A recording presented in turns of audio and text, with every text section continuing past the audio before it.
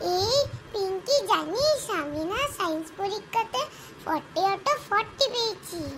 তাই নাকি? আচ্ছা, ঠিক আছে, আমি আমারটা বলবো না, কিন্তু তোকে বলতে হবে, নইলে আমি তোর সাথে কাটতি। না রে, এবার আর বলতে পারবো না। আগেরবার তো ভালো পেয়েছিলাম বলে বলেছিলাম, এবার আর আমি বলতে পারবো না, ভালো পাইনি আমি। কেন? তাড়াতাড়ি বল না, এবার এখনই রিসেসের বেল পড়লে আর বলা যাবে না, প্লিজ বল। আচ্ছা বলছি, আমি 39 পেয়েছি। কি কগারটা নাম্বার না?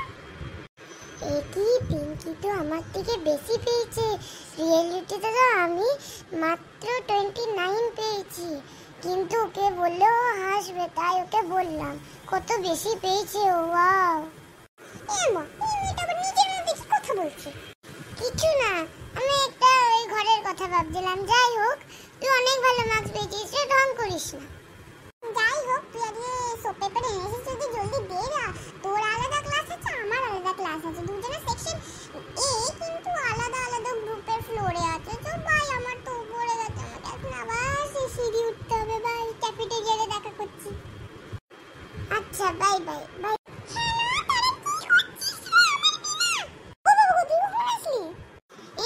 তুই কখন আসলি? আমি তো দেখতেই পাইনি।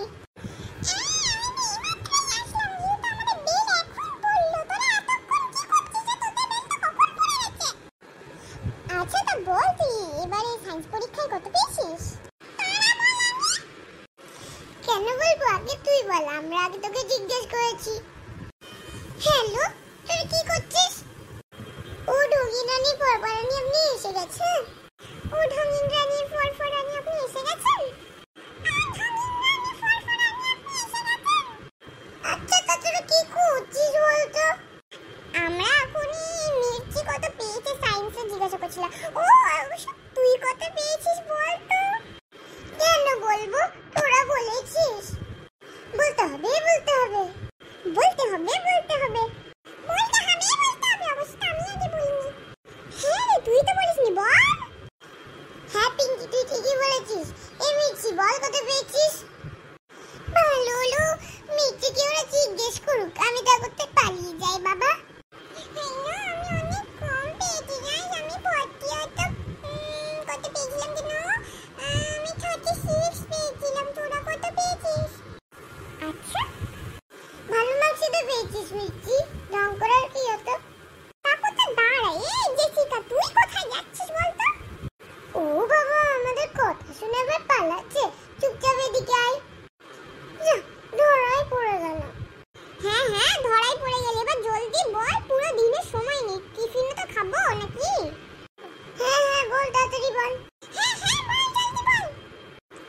তোরা কত পেয়েছিস আগে সবাই বলতো, তারপরে আমি বলবো।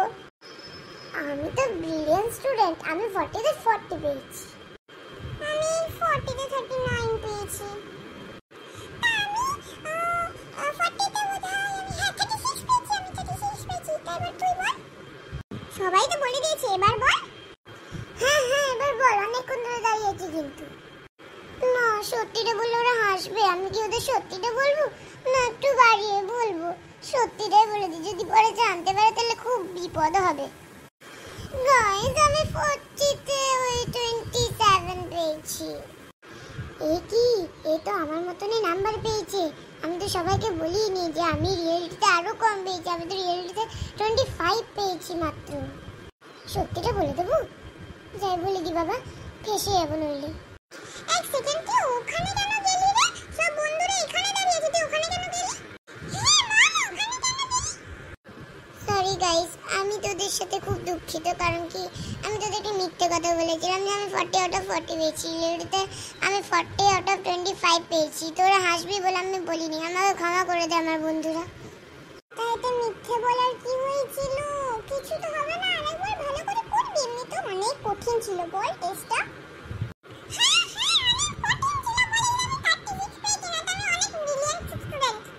হ্যাঁ, জানি তুই কত ব্রিলিয়ান্ট স্টুডেন্ট ক্লাসে।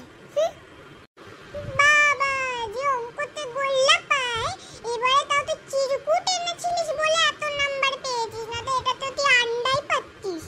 জানি, আমি তোকে জানি না। আচ্ছা গাইস, আমি যাচ্ছি, আমাকে খেতেও তো হবে। তার জান্নাত ঢোকনি আপনি? কে বলেছে আপনাকে দাঁড়িয়ে থাকতে, ওইটুকু জিজ্ঞেস করা ছিল, জিজ্ঞেস করে নিচে এবার যান।